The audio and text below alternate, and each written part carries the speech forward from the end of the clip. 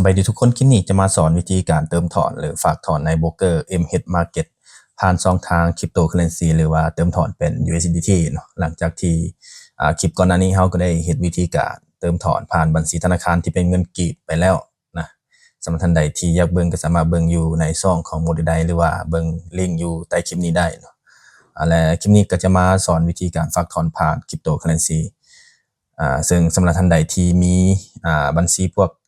Binance เนาะ OKX BX Trade บ่หรือว่าพวกCoinbase เนาะอย่างต่างๆก็สามารถที่จะฝากถอนแล้วก็ไปเทรดใน MT5 ของ MH Market ได้เนาะสำหรับท่านใดที่ยังบ่มีบัญชีก็สามารถที่จะสมัครอยู่ใต้คลิปนี้ได้เนาะก็ได้เอาลิงก์ไว้อยู่ใต้คลิปนี้โอเคบัดนี้เราไปเบิ่งวิธีการฝากถอนนำกันเลยเนาะ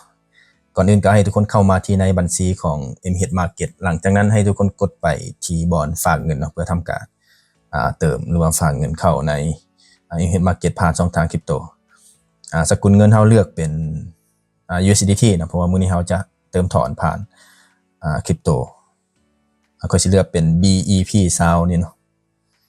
ก็จะมีเครือข่ายหลายอยู่เนาะสำหรับท่านใดที่ใช้เครือข่ายอื่นก็สามารถเลือกได้คือกันแต่ว่าต้องได้ตรงกันในเรื่องของ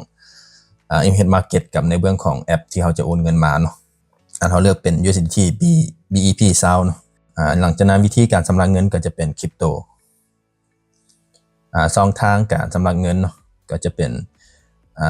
Tether C เนาะ USDT ต่อมาก็จะเป็นฝากไปยังบัญชี MT เนาะก็คือบัญชีเทรดของเฮานะแล้วก็กดไปเลยต่อมาก็จะเป็นจำนวนเงินที่เฮาต้องการฝากเนาะก็ขั้นต่ำก็น่าจะประมาณ10เหรียญเนาะสำหรับเวลาฝากแต่ว่าตอนถอนมันประมาณ30เหรียญจึงสามารถถอนได้ต่อมาก็จะเป็นไมเฮ็ดนี่ทุกคนสามารถใส่ได้ตามใจเลยก็คือใส่แนวใดก็ได้เนาะตัวอย่างมื้อนี้ก็ใส่เป็นdeposit เนาะก็คือฝากเงินเข้าหลังจากนั้นกดสอบข้อมูลคืนแล้วก็กดยืนยันได้เลยหน้านี้ก็กดยืนยันไป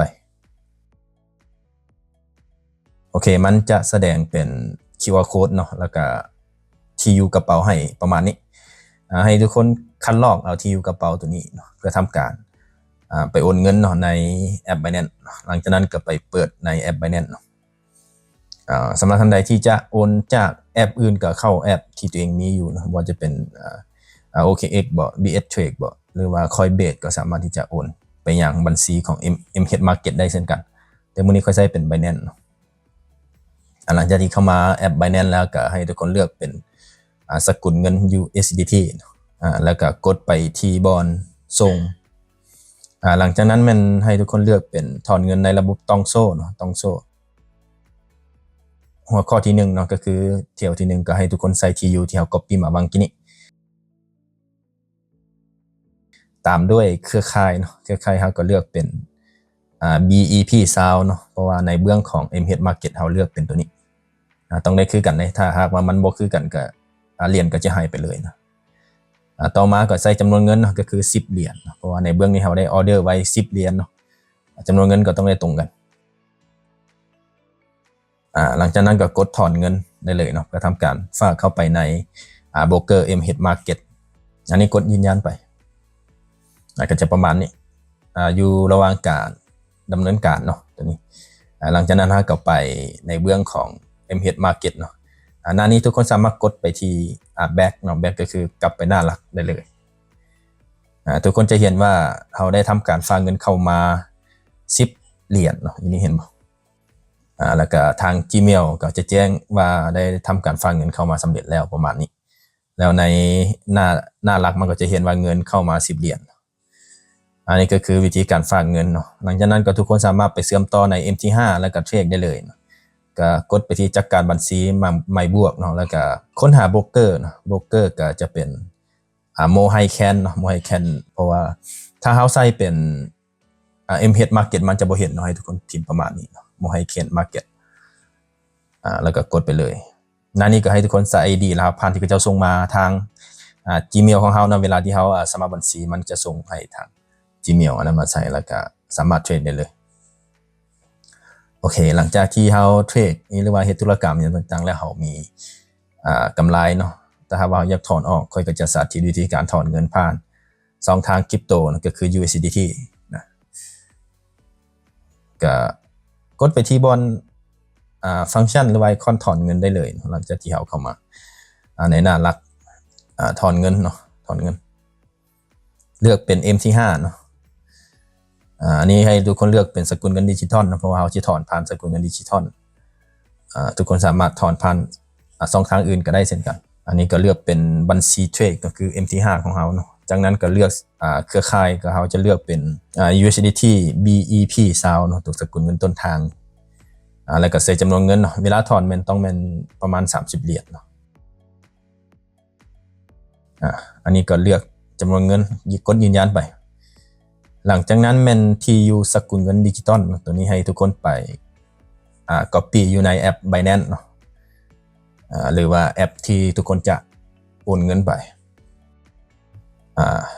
อันนี้กดไปที่บอลเพิ่มเงินฝากในระบบตองโซ่หรือว่าเครือข่ายให้ทุกคนเลือกเป็น BEP SAO หรือว่า BIP SAO เพราะว่าในเบื้องของMH Market เขาได้ทำการเลือกเป็นBEP SAO จากนั้นคันล็อกที่ยูไปแล้วก็ไปวางใส่บนนี้ทั้ง2ห้องเลย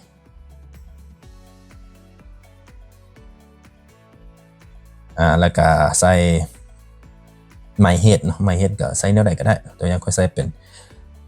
WD นั่นก็คือ withdraw ก็คือถอนเงินนั่นแหละหลังจากใส่รายละเอียดทุกอย่างเรียบร้อยแล้วก็กดคืนแล้วก็กดยืนยันได้เลยหน้านี้ก็กดยืนยันไปโอเคจากนั้นทุกคนฮับเนาะฮับกดฮับรหัส OTP เนาะก็จะส่งมาทาง Gmail ของเขาอันนี้เลือกให้มันประตรงกรอบตัวนี้หลังจากนั้นก็ไปกดเบิ่งใน Gmail ก็จะส่ง OTP มาทาง Gmail ของเขาจะประมาณนี้เนาะverification code เนาะก็จะมีตัวเลข8ตัวให้ทุกคนไปวางใส่เนาะแล้วก็กดยืนยันได้เลยในหน้านี้โอเคหลังจากนั้นเขาได้ทำการถอนเรียบร้อยแล้วเนาะก็คือเขาต้องได้ไปกดยืนยันใน Gmail อีกรอบหนึ่งเนาะก็จะส่งมาประมาณนี้การยืนยันที่อยู่กระเป๋าเงินดิจิตอลครั้งที่2อันนี้เขากดดำเนินการถอนเงินบนนี้แล้วก็เลื่อนลงมาหน่อยบนคอนเฟิร์มนี่ให้ทุกคนกดบนคอนเฟิร์มมันตอนนี้เขาได้ทำการถอนเงินเป็นที่เรียบร้อยแล้วเนาะแล้วก็เจ้าก็บอกว่าอยู่ในระหว่างการดำเนินการอยู่เขาก็มีแต่รอท่าเนาะรอท่าก็จะแจ้งมาทาง Gmail แล้วก็สามารถกดสอบได้ในแอป Binance เพราะว่าเขาได้โอนหรือว่าถอนไปอย่างแอป Binance ของเขาหลังจากที่เรารอท่าสักครู่หนึ่งมันก็จะแจ้งเตือนมาประมาณนี้เนาะก็คือเขาได้ถอนเงินไป30เหรียญเนาะแล้วก็ในเบื้องของ Binance มันก็จะแจ้งมาว่าเขาได้รับเงิน30ประมาณนี้เนาะอันนี้ก็เป็นวิธีการเติมถอนหรือว่าฝากถอนในโบรกเกอร์ MH Market ทางคริปโตเคอเรนซีหรือว่า USDT สำหรับท่านใดที่มีแอปอื่นๆเนาะที่บ่แม่น Binance ก็สามารถที่จะฝากถอนได้เช่นกันขอขอบใจทุกคนที่เข้ามารับชมและการแสดงความคิดเห็น